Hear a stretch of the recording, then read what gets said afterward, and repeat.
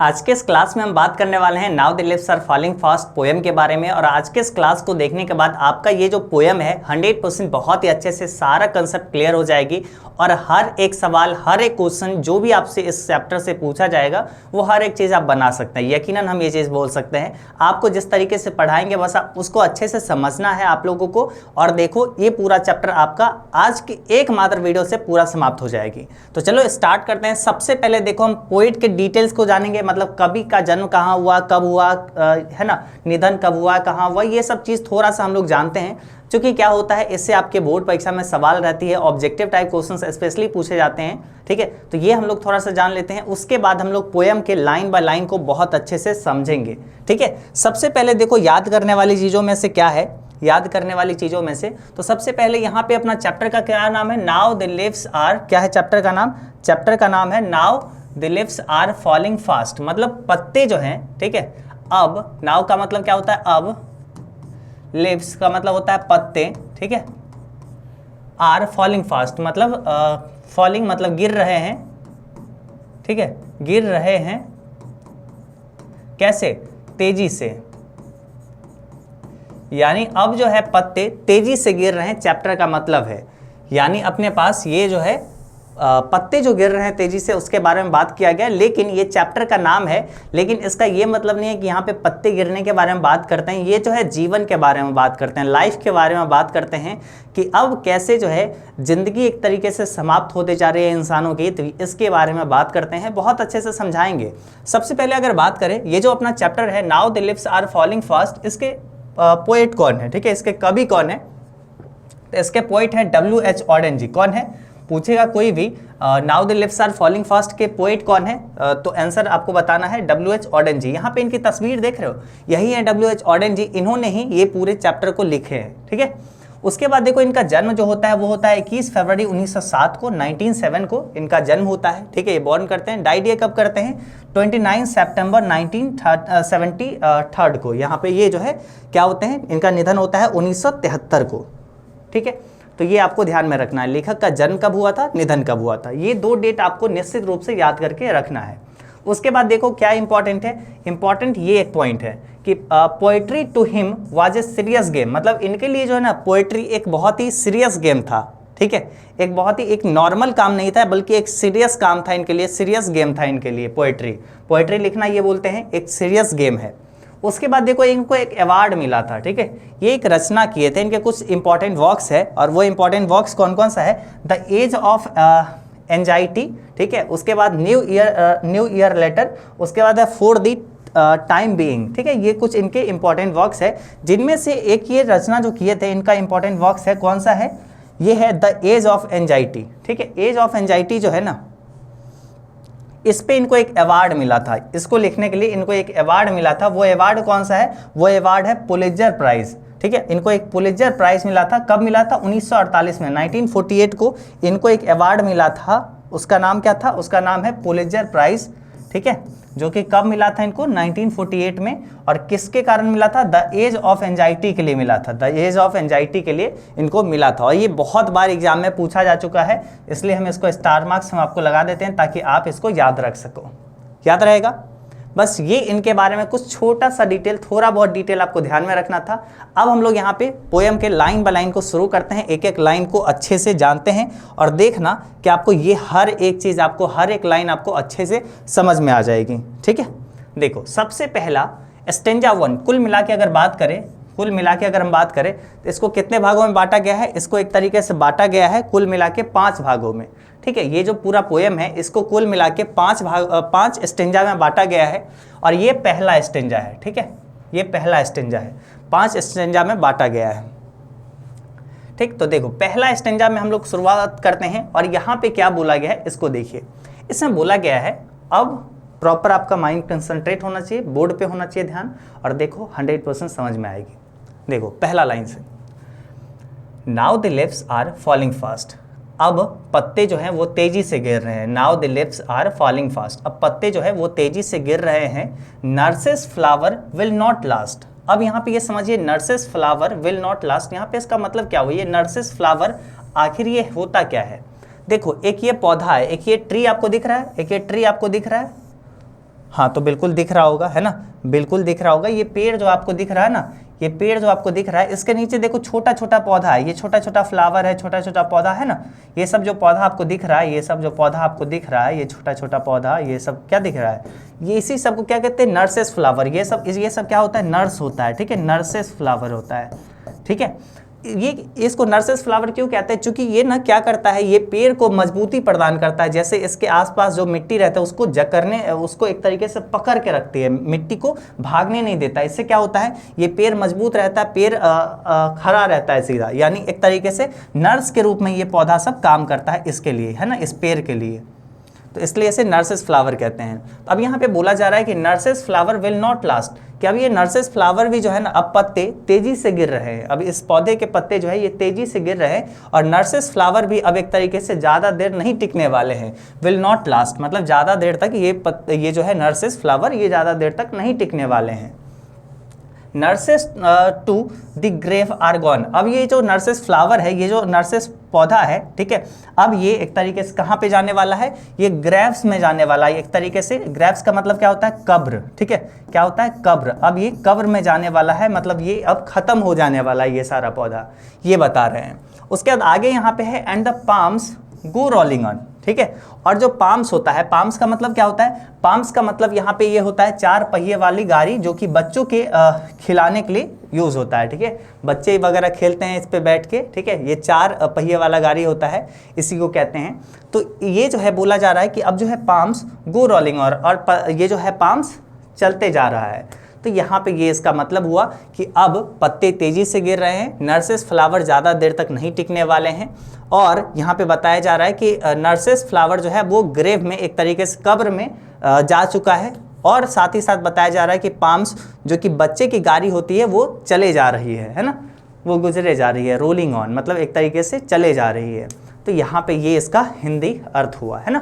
लेकिन इस पोएम में इसका मतलब क्या कहा गया, बेसिकली आप तो ये पढ़े, इसका हिंदी मतलब ये हुआ, लेकिन ये कहा एक जो होता है ना, एक कविता जो होता है, एक पोएम होता है, उसका मतलब कुछ और होता है, उसका इंटरनल मीनिंग अब समझते हैं, है ना। इस पंक्ति का, इस स्टेंजा का इंटरनल मीनिंग क्या है अब हम लोग जानते हैं, ठीक है, इंटरनल मीनिंग को समझते हैं। देखिए, now the leaves are falling fast, nurses flower will not last. यहाँ पे ये नर्सेस फ्लावर जो बोला गया है, किसको बोला गया है, ये बोला गया है उन बूढ़े व्यक्तियों को जो कि समाज में एक तरीके से क्या करते हैं, समाज में एक तरीके से क्या करते हैं, लोगों को अच्छा एडवाइस देते हैं, जीने का सही रास्ता सिखलाते हैं, है ना। तो इन लोगों को, इन बूढ़े व्यक्तियों को यहाँ पे नर्सेस फ्लावर कहा गया है। जैसे इस एक पेड़ के लिए ये नर्सेस फ्लावर जरूरी है ना, ये नर्सेस फ्लावर जरूरी है, वैसे ही आज के नई जनरेशन के लिए, ठीक है, ये जो है नर्सेस, इन बूढ़े व्यक्तियों का बहुत ज़्यादा ज़रूरत है। तो ये बूढ़े व्यक्तियों का यहाँ पे बात करते हैं कि अब वो ज़्यादा देर तक तो नहीं टिकने वाले हैं, अब वो तेज़ी से ख़त्म हो रहे हैं, तेज़ी से एक तरीके से जाते जा रहे हैं, और एक तरीके से वो लोग कब्र में चले गए हैं। लेकिन अब जो नया जनरेशन है और जो पाम्स है, ठीक है, अब ये जो नया जनरेशन है पाम्स, ठीक है, अब वो भी उसी रास्ते पे चल रही है ना, अब वो भी उसी रास्ते पे चल रही है, वो भी, उसका भी स्थिति कुछ ठीक नहीं है। तो यहाँ पे ये बताया जा रहा है कि आज जो समाज में जो बूढ़े व्यक्ति हैं, आज वो धीरे धीरे करके ख़त्म होते जा रहे हैं, जो कि अपने नया जनरेशन को, पाम्स को, एक नया जनरेशन को एक जो जीने का एक सही तरीका बताते थे, जीने का राह बताते थे, है ना, उसके बाद अच्छे अच्छे एडवाइस देते थे, है ना, तो वो आज इस संसार से, इस दुनिया से ख़त्म होते जा रहे हैं, यहाँ पे ये बताया जा रहा है। उसके बाद अब चलते हैं स्टेंजा नंबर 2 को देखते हैं और बहुत अच्छे से समझते हैं। अब आइए हम लोग स्टेंजा नंबर 2 को देखते हैं, और यहाँ पे अपने पास सबसे पहला यहाँ पे जो लाइन है वो, उसमें क्या बोला जा रहा है, इसमें बोला जा रहा है विस्पेरिंग नेवर्स लेफ्ट एंड राइट, मतलब हमारे जो पड़ोसी हैं, ये जो नेवर्स का मतलब क्या होता है, पड़ोसी, ये जो है एक तरीके से लेफ्ट और राइट में क्या कर रहे हैं, विस्पेरिंग कर रहे हैं, एक तरीके से फुसफुसा रहे हैं। विस्पेरिंग का मतलब क्या होता है, आपस में कान में कुछ कुछ बोलना, फुसफुसाना। ये जो हमारे नेबर्स, हमारे जो पड़ोसी है, मेरे दाएं और बाएं, लेफ्ट और राइट में, ये फुसफुसा रहे हैं। लेकिन यहाँ पे ये नेबर्स जो बोला गया है ना, ये विस्पेरिंग नेबर्स जो बोला गया है, ये बोला गया है ये मौत के देवता को, एक तरीके से जो मृत्यु के बाद जो आते हैं, है ना, उसके बारे में बोला जा रहा है। एक तरीके से मौत के दूत के बारे में बोला जा रहा है, डेविल के बारे में यहाँ पे बोला जा रहा है, जो कि हमें लेने आते हैं एक तरीके से जब मृत्यु होती है तब जाके। और वो क्या करते हैं, pluck us from the real delight. और वो क्या करते हैं, प्लक अस मतलब एक तरीके से डिटैच कर देते हैं, एक तरीके से दूर कर देते हैं हमें अपने रियल, अपने वास्तविक जो डिलाइट होते हैं, वास्तविक जो खुशियां होती है वो हमसे दूर कर देते हैं, है ना। यहाँ पे बोला जा रहा है कि विस्पेरिंग नेबर्स लेफ्ट एंड राइट, हमारे आसपास जितने भी पड़ोसी हैं वो हमारे आसपास दाएं बाएं घूम रहे हैं, एक तरीके से फुसफुसा रहे हैं, बातचीत कर रहे हैं। और ये नेबर्स कौन है, ये है ये कौन है, ये डेविल है, एक तरीके से यमराज के दूत हैं ये, और जो हमें लेने आए हैं। और ये क्या करेंगे, प्लकस मतलब एक तरीके से हमें दूर कर देंगे रियल डिलाइट से, मतलब वास्तविक खुशियों से हमें दूर कर देंगे। क्योंकि पूरा जो होता है ना, ये जीवन जो होता है वही एक सबसे बड़ा खुशी होता है। वास्तविक खुशी हर लोगों के लिए क्या होता है, उसका जीवन जिंदगी ही होता है। और इस जिंदगी से वो अलग कर देंगे हमें, मतलब हमें एक तरीके से मौत को वो मौत के पास पहुंचा देंगे। तो यानी ये जो वास्तविक खुशी है ना, ये रियल डिलाइट जो है, उससे ये यमराज, ये जो यमराज के दूत हैं, ये हमें दूर कर देंगे, है ना। आगे बोला गया है, and the active hand must freeze lonely on the separate needs. ठीक है, यहाँ पे क्या बोला जा रहा है इसको समझिए। And the active hand must freeze lonely on separate needs. ठीक है, यहाँ पे बोला जा रहा है, देखो यहाँ पे ऐसा सिंपल सी बात है, पहले ये समझिए। यहाँ पे मेनली क्या बोला जा रहा है कि जब एक आदमी लगातार अपना जीवन में चलते चलते चलते चलते एक थक जाता है, बहुत ज़्यादा थक जाता है, तो वो क्या करता है, ऐसे होके मतलब वो क्या करता है, खड़ा हो जाता है हाफते हुए। ठीक है, जैसे दौड़ के कहीं पे आता है तो वो ऐसे करके खड़ा हो जाता है। तो वही यहाँ पे बताया जा रहा है कि जो एक्टिव हैंड है ना, जो आज जो ये जो है अपने पास एक्टिव, ये जो फुर्तीला अपने पास हाथ है, ये जो चल रहा है हाथ, ये एक दिन ना एक दिन ये क्या हो जाएगा, फ्रीज हो जाएगा। एक तरीके से ठंड के कारण ये जम जाएगा। एक दिन ना एक दिन ये हाथ जो एक्टिव हैंड है, ये एक दिन जम जाएगा, ये ऐसे मूवमेंट नहीं कर पाएगा, ये एक दिन जम जाएगा।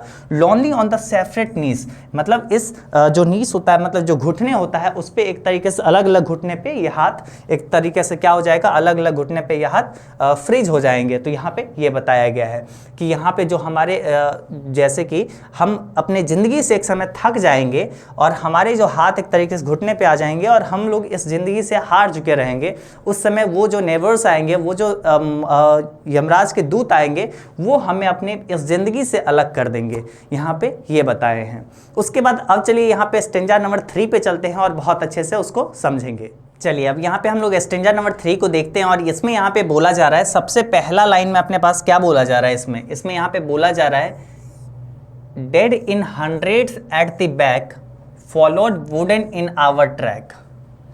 जब कोई एक इंसान की मृत्यु होती है तो एक वुडन जो रहता है ना, एक वुडन का एक मतलब ये बनाया जाता है जिसमें लाश को रखा जाता है। जैसे यहाँ पे ये देखिए लकड़ी का ये बना हुआ है ना, इस यहाँ पे इसमें लाश को रखा जाता है। यहाँ पे बोला जा रहा है कि जब किसी की मृत्यु होती है, जब कोई मरता है, जब किसी का डेथ होता है, तो सैकड़ों लोग, हंड्रेड्स लोग जो होते हैं, ठीक है, सैकड़ों लोग जो रहते हैं, वो उसके पीछे पीछे उस लकड़ी के बना हुआ वो जो लाश का रखने के लिए लकड़ी का बना रहता है, वो जिस रास्ते से जाता है उस रास्ते से उसके पीछे पीछे फॉलो करते करते सैकड़ों लोग जाते हैं उसके पीछे पीछे, है ना। Arms raised stiffly to reprove in false attitude of love. यहाँ पे बोला जा रहा है कि सैकड़ों लोग उस लकड़ी से बने हुए जिसमें लाश रखा हुआ है उसको फॉलो करते करते सैकड़ों लोग पीछे पीछे जाते हैं और आर्म्स रेज अपना हाथ उठाते हैं, स्टिफली बहुत ही कठोरतापूर्वक, ना चाहते हुए, रिप्रूव, ठीक है, और एक तरीके से झिझकते हुए अपना हाथ उठाते हैं, एक तरीके से विदाई करने के लिए वो अपना हाथ उठाते हैं, एक कंधा उठाते हैं, कंधे पे उसको ले जाते हैं, ना चाहते हुए भी, बहुत कठोरतापूर्वक, एक तरीके से बहुत ही ना चाहते हुए भी वो ले जाते हैं, उनको विदाई देते हैं। इन फॉल्स एटीट्यूड ऑफ लव, ये नहीं है कि वो उनसे प्रेम करते हैं, प्यार करते हैं, उससे प्रेम है, बल्कि वो फॉल्स एटीट्यूड, ये दुनिया को वो जो है दिखा रही है, ठीक है, ये जो दुनिया को दिखा रही है कि जो प्यार है वो प्यार नहीं है, है ना, उसके प्रति, बल्कि वो ना चाहते हुए भी उसको ले जा रहे हैं, एक तरीके से बहुत ही कठोरतापूर्वक, जिसको मन नहीं है वो चीज़ का, लेकिन बस वो दुनिया के सामने उस प्यार का नाटक कर रहा है, वो दिखावा कर रहा है। यहाँ पे ये बोला गया है कि जब कोई एक इंसान की मृत्यु होती है तो उसके पीछे पीछे सैकड़ों लोग जाते हैं और ये जाते हैं तो सब लोग जो विदाई करने के लिए जो कंधे उठते हैं ना, वो कंधे जो है ना वो प्यार में नहीं उठ रहा होता, बल्कि वो दिखावा किया जा रहा होता है दुनिया के सामने में कि हमें जो व्यक्ति मरा है उससे बहुत ज़्यादा लगाव था, उससे ज़्यादा प्रेम था। तो यहाँ पे लेखक दिखाना चाह रहे हैं कि कैसे इस दुनिया में अब जो है इस दुनिया में कैसे नीचे की ओर जा रहा है, लोग एक दूसरे से प्रेम ये सब खत्म हो चुका है, लगाव खत्म हो चुका है, कैसे ये दुनिया बदलते जा रही है, इसको यहाँ पे लेखक बताते हैं। अब हम लोग स्टेंजा नंबर 4 पे चलते हैं और उसको भी अच्छे से समझते हैं। तो अब हम लोग यहाँ पे स्टेंजा नंबर 4 को देखते हैं और इसमें यहाँ पे सबसे पहला लाइन में क्या बोला जा रहा है इसको देखिए। इसमें यहाँ पे बोला जा रहा है कि starving through the leafless would trolls run scolding for their food. यहाँ पे क्या बोला जा रहा है, जैसे कि हम आपको शुरुआत में बताए थे, क्या बताए थे कि जो पत्ते now the leaves are falling fast, पत्ते जो है वो तेजी से गिर रहे हैं, तो एक समय बाद क्या होगा, वो सारे पत्ते पेड़ों पर से खत्म हो जाएंगे। तो अब जो ये बचेगा वो बचेगा लीफलेस वुड, मतलब वो सिर्फ जो है पत्ता के विहीन वो लकड़ी बचेगा, बिना पत्ता का वो लकड़ी बचेगा, सीधा पेड़, वो उसमें कोई पत्ता नहीं। पतझड़ मौसम में जैसा होता है ना, तो वो वैसा बचेगा जब पौधा पर कोई भी पत्ता नहीं, वो पूरा नग्न हो जाएगा, है ना, वो लीफलेस वुड हो जाएगा, ठीक है, पत्ता के बिना वो लकड़ी हो जाएगा। अब क्या होगा, उस समय जो भूखे लोग हैं, जो स्टार्विंग लोग हैं, स्टार्विंग का मतलब होता है एक तरीके से ललायित रहना, एक तरीके से जो भूखे लोग हैं वो क्या करेंगे, वो जैसे कि ट्रॉल्स, जैसे कि क्या होता है, जो भूखे लोग हैं जैसे कि ट्रॉल्स जो है ना, एक स्कैंडिनेवियन जो है पौराणिक कथा है उसका एक पात्र है, एक तरीके से ये ना स्कैंडिनेवियन में यहाँ पे क्या होता था, बच्चों को डराने के लिए या फिर वो लोग एक ऐसा जो है बनाया गया, एक ऐसा पात्र बनाया गया, कैरेक्टर बनाया गया जो कि खूंखार था एक तरीके से, है ना, जो जंगलों में रहा करता था, एक तरीके से बहुत ही ऐसा टाइप का, ये यहाँ पे देख रहे हो ना कितना खूंखार टाइप का सब लग रहा है, ठीक है। तो ये क्या करेगा, run scolding for their food, अब वो एक तरीके से भोजन के लिए भागेगा, उस जंगलों से बाहर निकलेगा और वो दौड़ेगा किसके लिए, फूड के तलाश में, खाने की खोज में। वो अब जंगलों से उस जो है लीफलेस वुड जो है एक तरीके से पत्ता विहीन जो जंगल हो गया है ना, तो उन सारे पत्ता के बिना वो जंगल हो गया, एक तरीके से जंगल वो खत्म हो रहा है। तो इसके कारण अब जो ट्रॉल्स, ये जो दानव है, ये सब जो क्या करेगा, ये एक तरीके से खाना की खोज में, अपने भोजन की खोज में वो बाहर निकलेगा जंगलों से। And the Nightingale is dumb, और जो बुलबुल है वो एक तरीके से अब गूंगी हो चुका है, ठीक है, क्या हो चुका है, गूंगा हो चुका है, ठीक है। And the angel will not come, और जो परियां हैं वो भी अब नहीं आएगी, और जो परियां हैं वो भी अब नहीं आएगी। तो ये तो हुआ इसका हिंदी मीनिंग, लेकिन इसका इंटरनल मीनिंग क्या हुआ, ये कविता का मतलब क्या हुआ, ठीक है, ये लाइन का मतलब क्या हुआ, अब वो समझिए, ठीक है। यहाँ पे बताया जा रहा है कि ये ट्रॉल्स बोला जाता है समाज में जो जितने भी बुराइयां हैं, ठीक है, ये जितने भी समाज में बुराइयां हैं वो एक दायरे तक सीमित थी, लेकिन अब क्या हो रहा है कि अब वो एक तरीके से जहाँ पर है ना, वो एक तरीके से उस जगह को तो बर्बाद करते जा रही है, उस जगह को तो खोखले करते जा रही है, और साथ ही साथ अलग अलग जगहों तक पसरते जा रही है, फैलते जा रही है। जैसे ट्रॉल्स जैसे पसरते जा रहे थे, जंगलों से बाहर निकल रहे थे, जैसे वहाँ पे भोजन खत्म हो गया, इसी प्रकार से ऐसे क्या होता है कि अब बुराइयां जो है समाज में वो भी क्या हो गए, एक जगह तो खोखला कर दिए, अब दूसरे जगह और जगह फैलते जा रहे हैं, है ना। और इस क्रम में क्या होता है कि वो फैलते जा रहे हैं और दूसरे जगह को भी बर्बाद करते जा रहे हैं।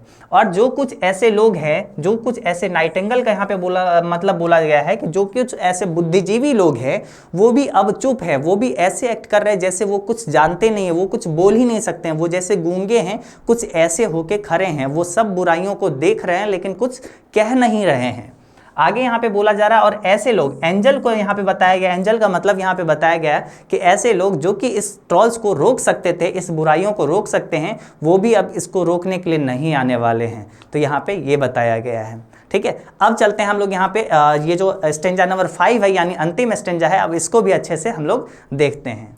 तो चलो अब यहाँ पे हम लोग लास्ट 5 नंबर स्टेंजा को बहुत अच्छे से देखते हैं। सबसे पहला यहाँ पे लाइन में क्या बोला जा रहा है, इसमें यहाँ पे बोला जा रहा है कि कोल्ड यानी ठंड, यानी शीतल, इम्पॉसिबल यानी एक तरीके से नामुमकिन, अद्वितीय, ऐसा कुछ और नहीं, है ना। Ahead lift the mountains lovely head, यहाँ पे ऐसा बताया जा रहा है कि जैसे ये जो ठंड, ये जो शीतल सा एक तरीके से पहाड़ है ना, ये जो पहाड़ों के ऊपर जो चोटियां हैं, जो हेड है इसका, है ना, ये जो प्यारा दिख रहा है, ये लवली टाइप का दिख रहा है, ये पहाड़ की ये जो चोटी जो है बहुत ही प्यारा दिख रहा है। ये एक तरीके से क्या है, ये और भी ऊंचा हो चुका है ना, और भी ज्यादा लिफ्ट हो चुका है, और भी ज्यादा एक तरीके से ऊंचा हो चुका है, जो कि एक तरीके से अद्वितीय लगता है, बहुत ही प्यारा लगता है ना। जिसके वाटरफॉल, हुज वाइट वाटरफॉल, जिसके जो है वाटरफॉल, हुज वाइट वाटरफॉल, जिसके सफेद वाटरफॉल जो है, पानी जो गिरते हैं जिससे सफेद सफेद पानी जो आते हैं निकलते हैं उसे, could bless travellers in their last distress. ठीक है, लास्ट डिस्ट्रेस का मतलब अंतिम यात्रा, मौत की तरफ जो जा रहे होते हैं लोग, है ना, एक तरीके से अंतिम रास्ता ट्रेवलर्स जो गुजर रहे होते हैं, तो ये पहाड़ से जैसे ये पानी निकलते हैं ना, ये पानी से नदियां जो बन जाती है, इसके वाइट वाटरफॉल जो आ जाते हैं, कहीं ना कहीं अपने ट्रेवलर्स को, जो रास्ते से, उस रास्ते से ट्रेवलर्स गुजर रहे होते हैं, जो यात्री गुजर रहे होते हैं, उसको भी एक तरीके से क्या करते हैं, उसको भी एक तरीके से क्या करते हैं, ब्लेस करते हैं, आशीर्वाद देते हैं, अपना पानी को वो उपयोग कर पाता है वो यात्री। तो यहाँ पे ये बोलते हैं कि आज देखो समाज में इतनी सारी बुराइयां हो गई है। अब देखो इसका हम आपको मीनिंग भी समझाते हैं, ये पूरा क्या बोला जा रहा है, ये पूरा पोएम एक तरीके से हम आपको अपने तरीके से समझा देते हैं। देखो सबसे पहला हम लोग स्टेंजा 1 में चलते हैं, तो यहाँ पे ये बताते हैं कि अब जो है पत्ते तेजी से गिर रहे हैं, लोग बूढ़े होते जा रहे हैं, और जो बूढ़े लोग हैं एक तरीके से खत्म होते जा रहे हैं, और समाज में अब जो है बुराइयां बढ़ती जा रही है। जो बूढ़े जो एडवाइस देने वाले लोग थे वो अब खत्म होते जा रहे हैं। ठीक है, अब समाज में बुराइयां बढ़ती जा रही है, अब लोग जो है उसी बुराइयों की तरफ चले जा रहे हैं, रोलिंग ऑन एकदम चले जा रहे हैं, नया जनरेशन के जितने भी लोग हैं। उसके बाद बोले जा रहे हैं कि आज जो है हमारे आसपास जितने भी है ना, जो भी हमारे आसपास पड़ोसी, सब एक तरीके से मौत के दूत की तरह सर पे आसपास लेफ्ट राइट मंडराते रह रहे हैं, जो हमें क्या करते हैं, एक तरीके से जो हमारा जो वास्तविक खुशी है उससे हमें अलग कर देते हैं ये लोग, ऐसा यहाँ पे बताते हैं। और एक ना एक दिन हम लोग इस सारी चीज़ों से, इन सारे झंझटों से थक जाते हैं, और हम लोग का ये हाथ जो एक्टिव हैंड है, एक ना एक दिन ये फ्रीज हो जाएगा, एक दिन ना एक दिन ये खत्म हो जाएगा, जम जाएगा, है ना, ये बोला गया है। और जब मर जाता है ना कोई भी लोग, तो आज ऐसा समाज बन चुका है जहां पे लोग उस जो वुडन जो बना रहता है लकड़ी का, जिसमें लाश रखा रहता है, उसके पीछे पीछे तो लोग उस रास्ते को उसको फॉलो करते हुए जाते हैं, पीछे सैकड़ों लोग रहते हैं, उसके लिए कंधे भी उड़ते हैं, लेकिन वो कंधे बहुत ही झिझकी के साथ उड़ता है, बहुत ही झिझक के साथ उड़ता है। वो कंधे जो है ना उस प्यार में नहीं उड़ता है, बल्कि वो दुनिया को दिखावा करने के लिए, वो प्यार कि उससे प्यार है, उससे लगाव है उस व्यक्ति का जिसका निधन हुआ है, बस वो दिखावा करने के लिए रहता है। समाज कुछ ऐसा हो चुका है, यहाँ पे कवि बताते हैं। उसके बाद यहाँ पे बताते हैं कि आज ऐसा स्थिति हो चुका है कि बुराइयां जो है, आज बुराइयां ऐसा हो चुका है कि बुराई एक जगह तो खोखला कर चुका है, लेकिन अब वो दूसरे और जगह भी बढ़ते जा रहा है, पूरा संसार में फैलते जा रहा है ना। और जो कुछ लोग इस बुराइयों को एक तरीके से बुराइयों पे बोल सकते थे, वो भी अब एक तरीके से डम्ब हो चुके हैं, गूंगे हो चुके हैं, चुप हो चुके हैं। और जो लोग इसको बचा सकते थे, इस ट्रोल्स को एक तरीके से, इस बुराइयों को खत्म कर सकते थे, वो भी अब नहीं आ रहे हैं, वो भी अब तो चले गए, वो लोग भी एक तरीके से, वो लोग भी ग्रेव में, कब्र में चले गए। वो बूढ़े लोग जो इन बुराइयों को खत्म कर सकते थे, लोगों को, नए जनरेशन को अच्छा एडवाइस देके, वो भी अब नहीं रहे, वो भी अब ग्रेव में चले गए। यहाँ पे ये बोला गया है, तो ऐसे बनो। कभी लास्ट में एक संदेश देते हुए कहते हैं कि इस पहाड़ों से सीखो, एक संदेश देते हैं कि देखो ये पहाड़, इतने इतने बड़े बड़े चोटियां, देखो कितने अच्छे लगते हैं, अद्वितीय, बिल्कुल इनके जैसा कोई और नहीं, है ना। इनका ये जो चोटी है बहुत ही शीतल है ना। इनके जो चोटी से एक तरीके से जो वाटरफॉल निकलता है, ये सफ़ेद सफ़ेद पानी का जो एक तरीके निकलता है, ये एक तरीके से जो भी यात्री होते हैं, जो एक तरीके से अंतिम जो क्षण रहता है लोगों का, उस समय भी एक तरीके से मदद करता है लोगों को, एक तरीके से ब्लेस करता है, आशीर्वाद देता है। वो पानी भी लोगों के यूज़ में आ जाता है। तो कुछ पहाड़ों की तरह बनो, है ना, जो अपने एक तरीके से पानी जो उस पहाड़ से जो निकला वो भी यूज़ हुआ। तो कुछ ऐसे बनने के लिए लोगों को संदेश यहाँ पे कवि देते हैं। और हम लोग सच में कह सकते हैं कि वॉल्ट विथमन जी का ना यहाँ पे ये लिखा हुआ, W.H. ऑडेन जी का यहाँ पे ये लिखा हुआ बहुत ही प्यारा ये अपना ये पोएम है, now the leaves are falling fast, जिसमें बहुत अच्छे से, मतलब लाइन तो दूसरा है लेकिन इसका मीनिंग कुछ और निकल के आता है, जिसमें एक तरीके से समाज के बुराइयों के बारे में बात करते हैं और साथ ही साथ इसको कैसे समाज को बनना चाहिए इसके ऊपर भी बात करते हैं। तो बहुत ही अच्छा लगा होगा। आई होप सो कि यहाँ पे जिस तरीके से है ना कभी बतलाए हैं उसी तरीके से हम आपको समझाने में सफल हुए होंगे और आप लोग को समझ में आया होगा। तो जैसा भी आपको लगा होगा ये क्लास, आप हमें नीचे कमेंट करके ज़रूर से बताइएगा। और बिल्कुल पढ़ना है तो बिल्कुल इसी तरीके से पढ़ना है ना, क्योंकि गलत लाइन को नहीं पढ़ना है, क्योंकि बहुत ऐसा नहीं करना है कि इस लाइन का जो एक्चुअल मतलब है बस वही पढ़ के रह गए, है ना। नहीं, इसके पीछे कभी कहना ये चाहते थे जो अभी हम आपको बताए हैं, ठीक है। तो उस चीज़ों को पोएम पढ़ना है तो इस तरीके से पढ़ना है कि उसके पीछे क्या भावार्थ छिपा हुआ है ये हम अच्छे से जान सके। तो उम्मीद करते हैं कि आप लोग को ये पसंद आया होगा। अगर ऐसा है तो इस वीडियो को लाइक कर लीजिएगा, साथ ही साथ चैनल से जुड़े रहना है और सारे चैप्टर्स भी हम आपको यहाँ पे पढ़ाएंगे और इसके लिए बस सब्सक्राइब करके रखना है आप लोगों को। और ये वीडियो कैसा लगा नीचे कमेंट करके बताना है आप लोग को, ठीक है। और साथ ही साथ एजुकेशन बाबा ऐप भी आप इंस्टॉल कर सकते हैं, वहाँ पर आपको क्लास 12 से और क्लास 11 से संबंधित पूरे क्लास 12 की तैयारी, 11th की तैयारी अच्छे से उस ऐप पे हो जाएगी, ठीक है। तो जाइए एजुकेशन बाबा ऐप भी इंस्टॉल कर लीजिएगा और वीडियो जैसा भी लगा नीचे जाते जाते कमेंट करके जाइएगा, ठीक है। चलो आज के इस क्लास में बस इतना ही, टाटा बाय बाय।